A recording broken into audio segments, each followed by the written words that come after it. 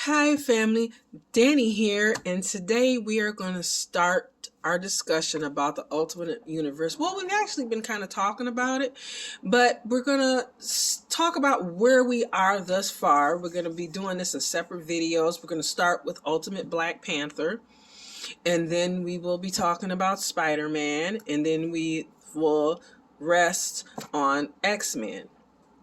But first off, let's talk about the ultimate universe. We have basically who is the maker. Well, the maker is Reed Richards, and he is, just make a long story short, he is a bad version of Reed Richards, and he went back in time.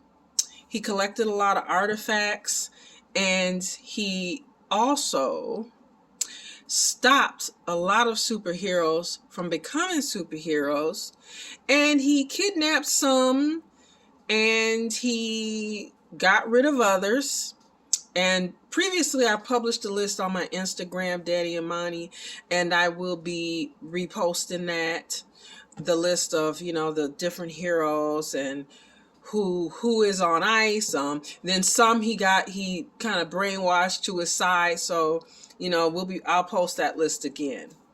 But he did this, because he wanted to create like his own version of the world, kind of like an alternate universe. And he has minions.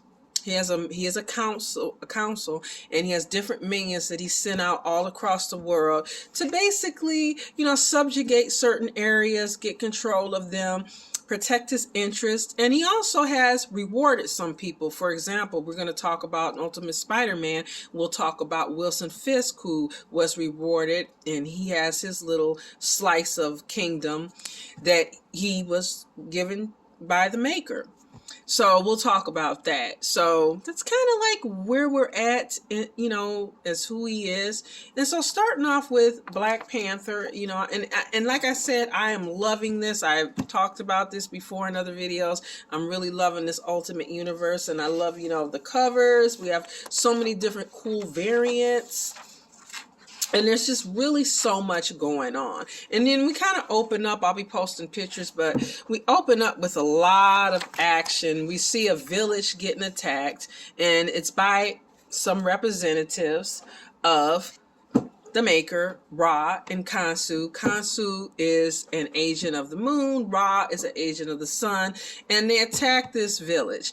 And of course, there's two witnesses left, two young boys, and they run back to get word to T'Challa that, this village has been attacked, and it's like, okay, they're going to feel the wrath of Wakanda, because these representatives have been sent to take over. There's another cover, that's cover 2, to take over the continent of Africa. I'm going to read to you guys. So we have a diabolical genius known as the Maker created his ideal Earth by systematically preventing anyone from ever becoming a superhero. I got to put on my movie voice, guys. To rule his perfected Earth, he placed supervillains in charge of different regions, and together the Maker's Council quietly orchestrated the history of the world. Among them are Ra and Khonshu, collectively known as Moon Knight, who oversee Africa, all but the impenetrable isolated kingdom of Wakanda. Recently, Ra and Khonshu began a campaign of violence across the continent, stirring dissent in Wakanda over whether to fight back. King T'Challa refused to strike in the name of protecting his kingdom from war, though his sister Shuri believed they have a moral responsibility to defend the innocent and vulnerable. I'm not going to read this last part because we're going to get to it. So let's talk about what they're talking about so far.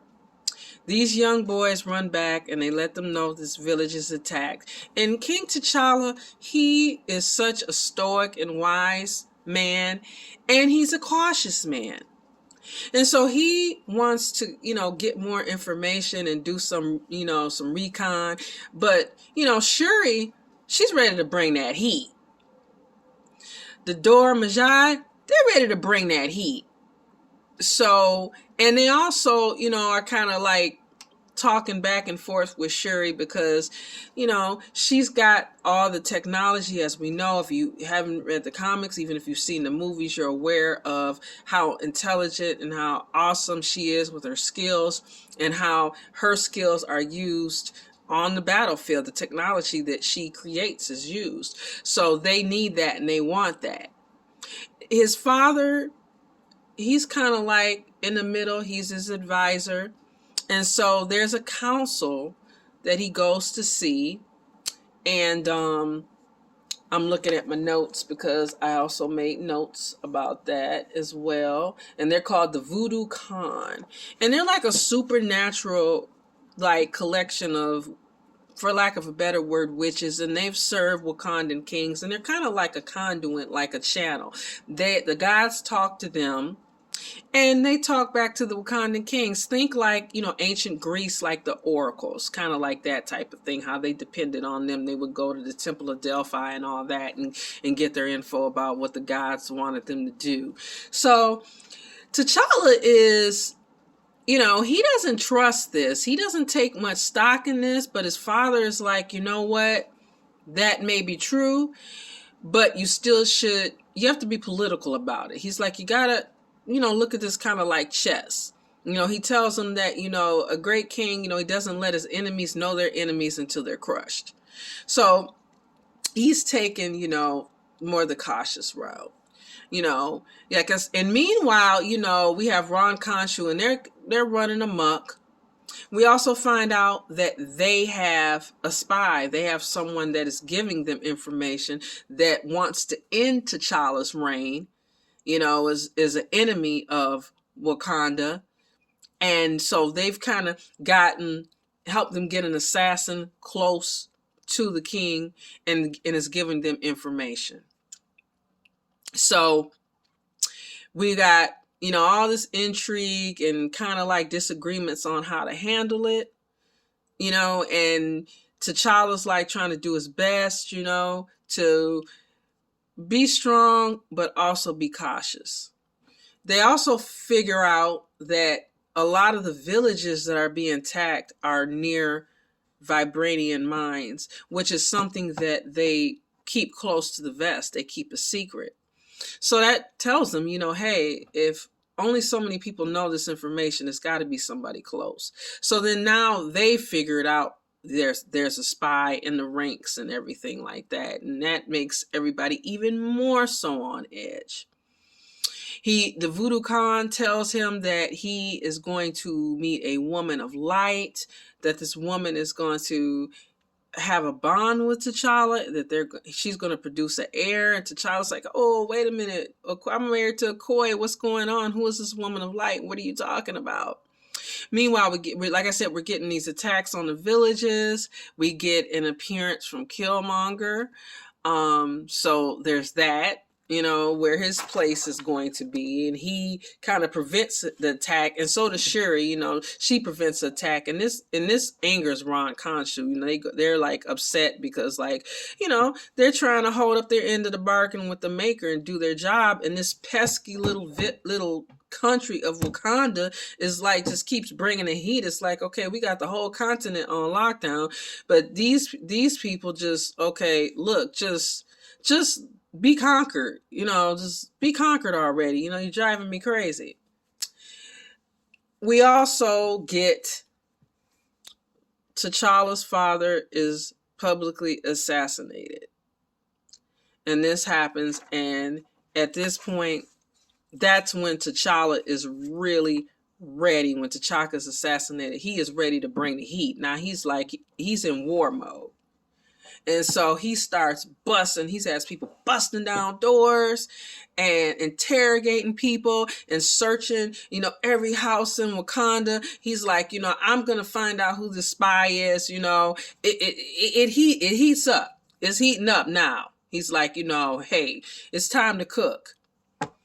And Okoye is worried that these tactics are a little bit too much. She's concerned that he's not only not giving the people the proper time to grieve, but even the opportunity, and that this aggressive, defense that he's doing, could actually make things worse. So they're, they're kind of like having these discussions about that. Meanwhile, they track down, there's an energy source near this one part of Wakanda, and T'Challa decides to go alone. And who does he meet up with? Well, if you're thinking the Lady of Light is Storm, then you would be right, ladies and gentlemen. It is Storm. So, wow. That's all I can say is wow, about that, because we have to remember this is a kind of like an alternative universe type thing. So we know that at one point they were married, but what is their relationship in this universe? What's going on here?